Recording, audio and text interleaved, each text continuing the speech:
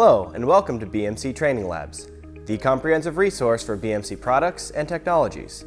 This lab is focused on the disassembly and reassembly of the Timemachine V-1's V-Cockpit and brake booster. This lab is particularly relevant for Timemachine owners who need to pack the bike for air travel to and from events, or those of you who just want to get a better look at what's going on inside the Timemachine's little black box. Despite being completely integrated, the V-Cockpit is actually relatively simple to work on. In the next few minutes, we'll take you through the step-by-step process of first disassembling the system and then putting it all back together.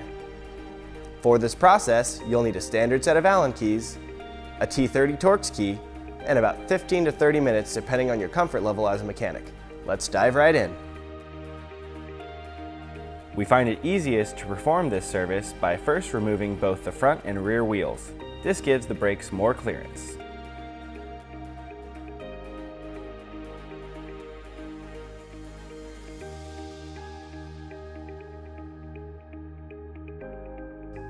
Next, turn the Timemachine's handlebars to the right to expose the Di2 junction box port. Use a 2mm Allen key to remove the retaining screw. Carefully lift the Di2 junction box assembly from the frame. Disconnect the cockpit lead wires from the junction box, leaving the wire leading to the frame connected. Feed the disconnected wires back into the frame.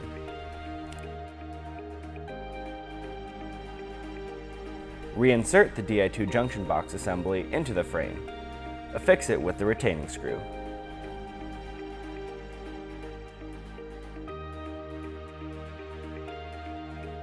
Remove the brake booster cover by depressing the button at the back of the box and lifting.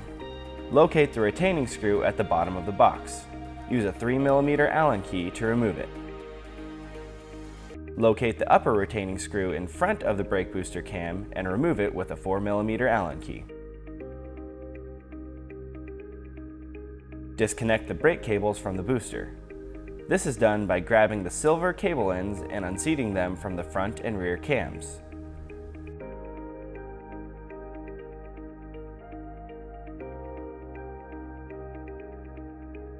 Once disconnected, position the cables above the brake booster assembly. Reposition the brake booster assembly in the box and affix it to the box with the upper and lower retaining screws.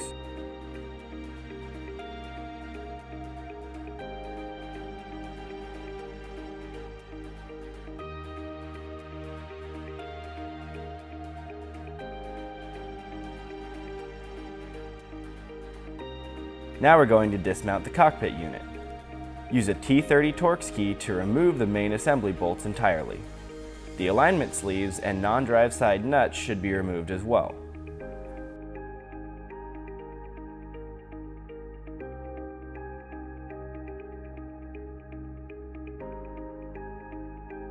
Make sure that the Di2 cables are clear of the headset bolt before removing from the cockpit.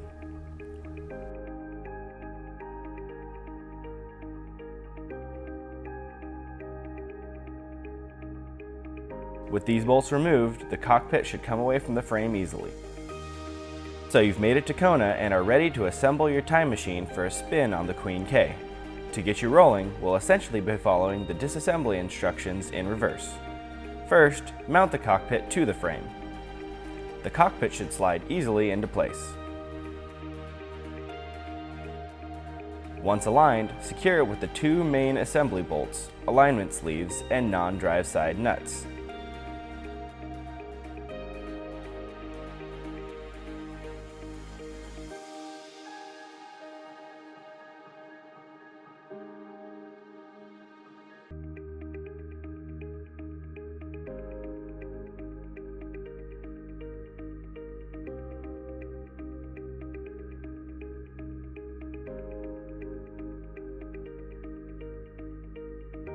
Use a torque wrench to tighten the bolts to 10 Nm.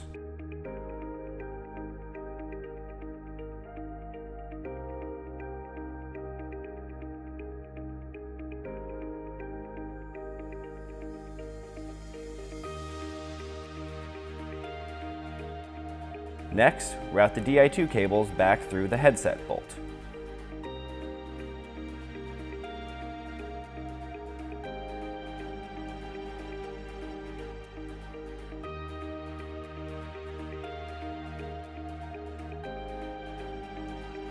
Once again, loosen the brake booster assembly by removing the upper and lower retention bolts.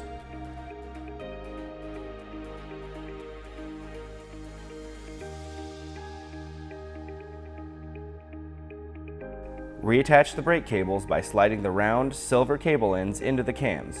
Remember, the rear brake attaches to the orange top cam and the front brake attaches to the black bottom cam. This is assuming that you're using a standard brake setup.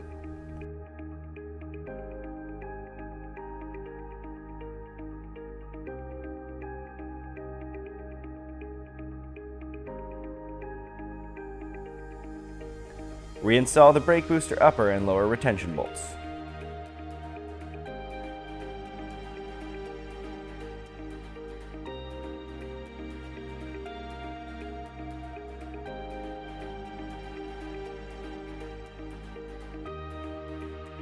With the handlebars turned right, loosen the Di2 junction box retaining bolt and remove the junction box from the frame. Reroute and connect the Di2 cables. Note that you may need to use a tool to help route these cables inside the frame.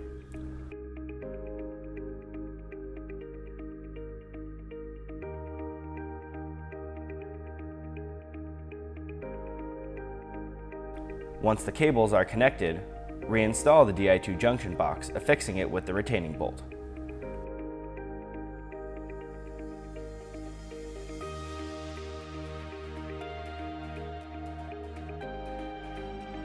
Finally, reinstall the brake booster cover and mount your wheels.